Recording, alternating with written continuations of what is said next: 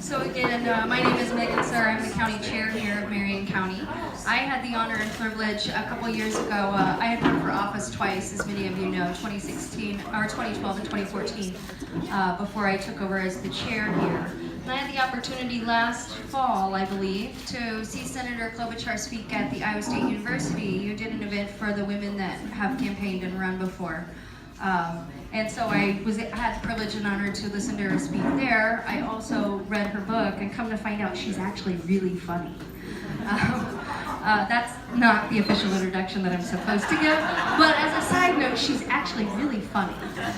And so now I've been following her work for the bar up high.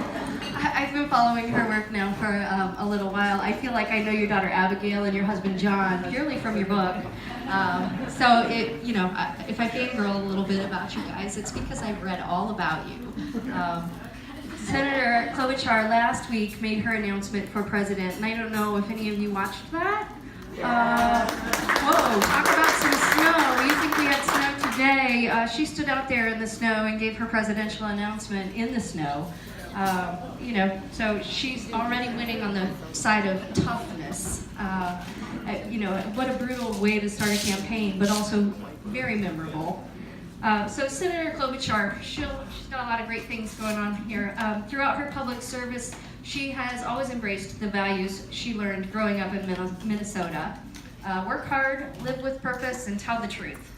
In the U.S. Senate, she's lived those values by working across the aisle to make real change for Americans. And I'm sure she'll let you know she has co-sponsored some bills and legislation with Senator Chuck Grassley.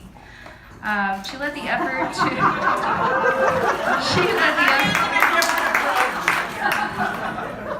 the effort to pass landmark pieces of legislation to end human trafficking and to combat the opioid epidemic. She fought to pass the most significant consumer product safety legislation in a generation, keeping foreign toxic products off of our shores and out of our stores, and pushed the cell phone companies to enact more consumer-friendly policies. Before serving in the Senate, Amy was the county attorney for Hennepin County, where she worked to curb violent crime and increased focus on white-collar crime. She led the effort for Mothers Against Drug Driving and the successful passage of the first felony DWI law, and received a leadership award for Mothers Against Drug Driving.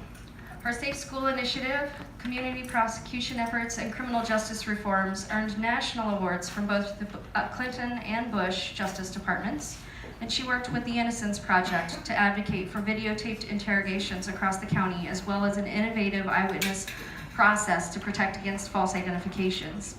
As a private citizen, she led the successful efforts to advocate for one of the first laws in the country, guaranteeing 48-hour hospital stays for new moms and babies.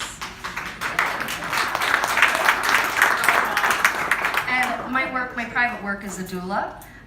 So thank you very much for getting that bill passed. Amy is married to John Bessler, a native of Mankato, Minnesota. Amy and John have a wonderful daughter named Abigail. Please help me welcome Senator Amy Klobuchar.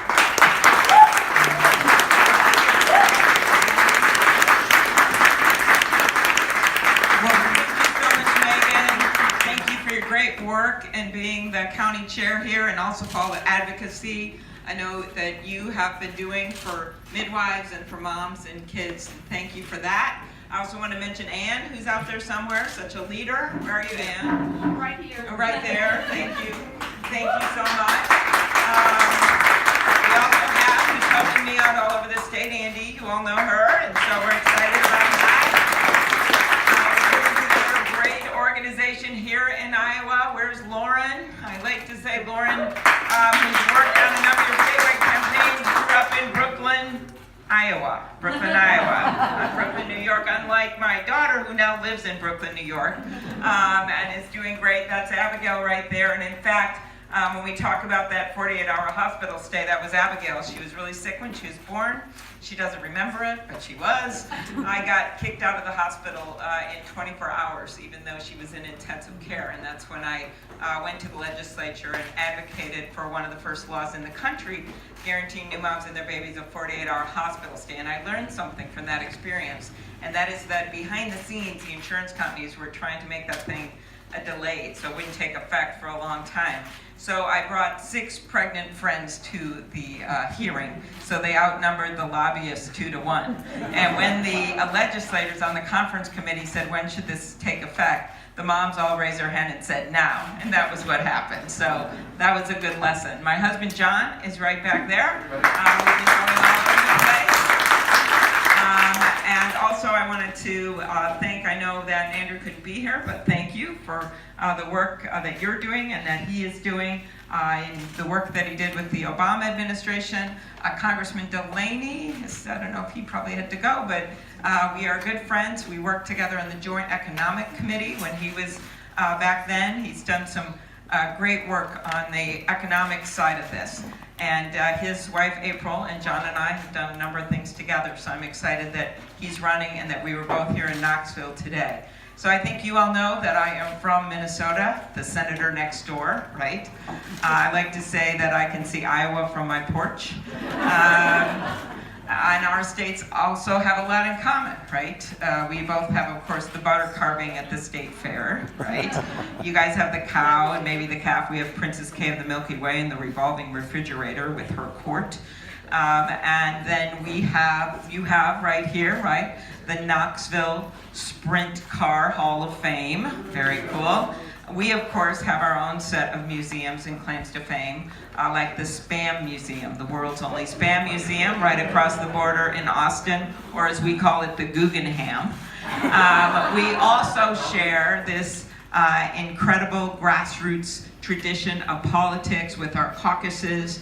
We are the state, of course, you're the state of Tom Harkin, and we are the state of someone who we miss dearly, who was Tom's best friend in the Senate, and that is Paul Wellstone. And then finally, as we all know from the last few elections, we share a lot of independent voters, right?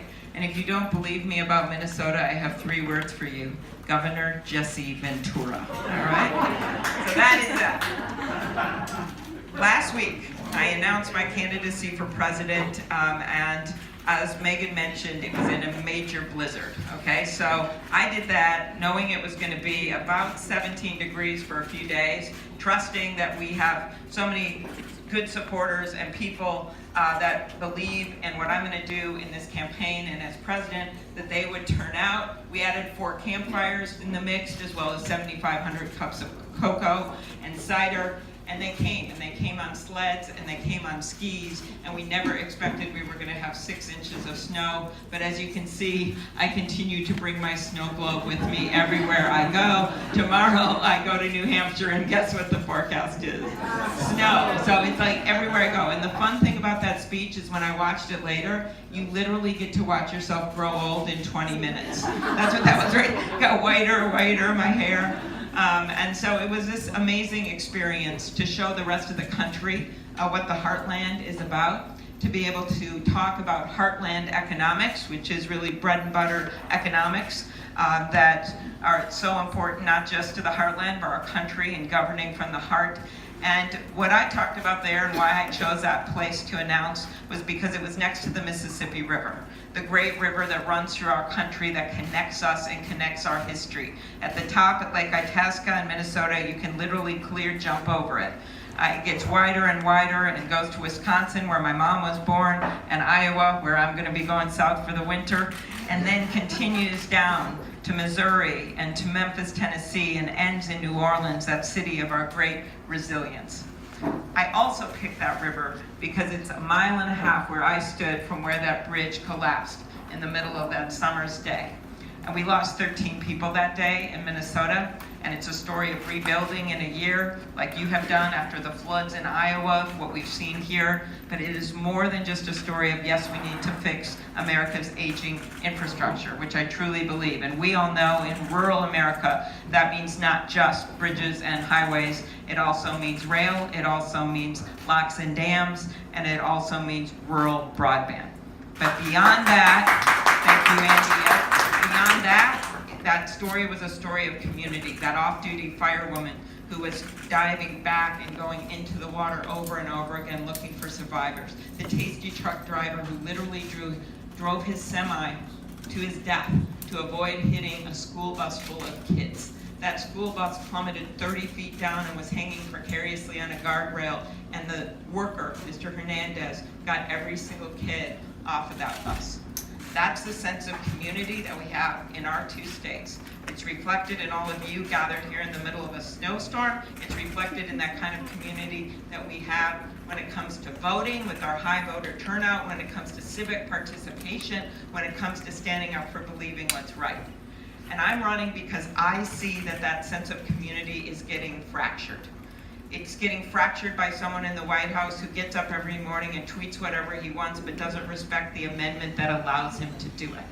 It's getting fractured by the hate that's being spewed out across our country, and it is mostly being fractured by the divides that are being created economically by some of these policies like that tax bill, and along racial lines and immigrant lines because of the rhetoric. We need to find the common ground again. We need to cross the river of our divides, walk over that sturdy bridge that is our democracy, and get to a higher ground in our politics.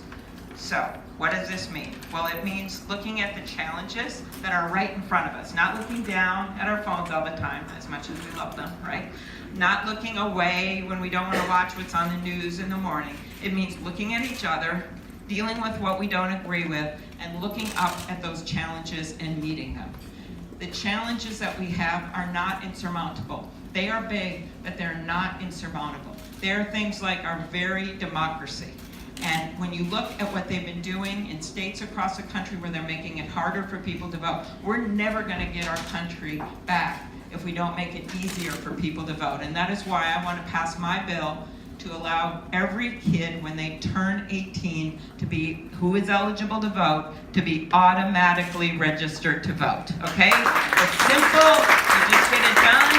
It's when you move, you can still be eligible to vote. Secondly, the dark money in our politics. You saw it in the Iowa governor's race. You've seen it before in your Senate races. Luckily, because of the strength of those two candidates, Abby and Cindy won in 2018, and you sent these two great women to Congress out of Iowa, right? But despite all that, we see this over and over again that defeats the will of the people, and that's why I believe, and I think this is a galvanizing force that can organize us across the country, that we need to pass a constitutional amendment to overturn Citizens United.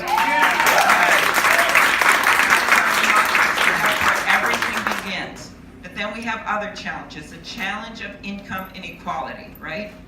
That was a question that was asked earlier, and you look at those numbers. We now have all these billionaires and trillionaires and people that have more money than we ever could imagine, and yet other people are still struggling. And I got to Washington over a decade ago. We increased the minimum wage. You realize we have not even increased the minimum wage since that time. So we have to increase the federal minimum wage. That will have everyone across the board. We have to change those tax laws. That tax bill that they passed was so regressive. It hurt people because, and guess what? They're still realizing it right now, right? With the when they file for their refunds, and they're saying, hey, last time we got a whole bunch. Well, that's because they jiggered it in a way to make it look good before the election. One of many reasons why I didn't vote for it. But the other reason I didn't vote for it is they took the corporate tax rate, which could have gone down some, but they brought it down to 21%. Every point they brought it down was $100 billion. Think of what that could buy us. Think of what that could buy us for expanding rural broadband. It would get it done. Think of what that would buy us when it comes to our education system or when it comes to reducing our debt. So those policies add to our income inequality. They don't help it. Healthcare.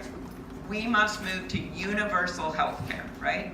And I am so proud of the work that we did as a party to protect the Affordable Care Act. We are to the point now where Obamacare is more popular than the president, as in this president.